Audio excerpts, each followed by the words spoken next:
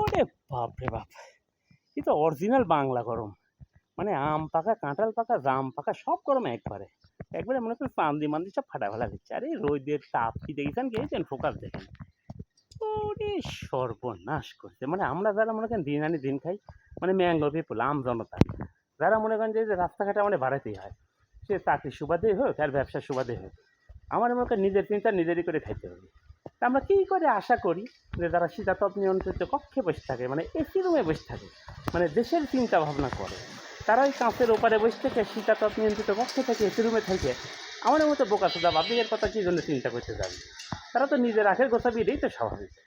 আর আমরা যারা আমজনতা, mango people, আমার চিন্তা আমরাই করছি।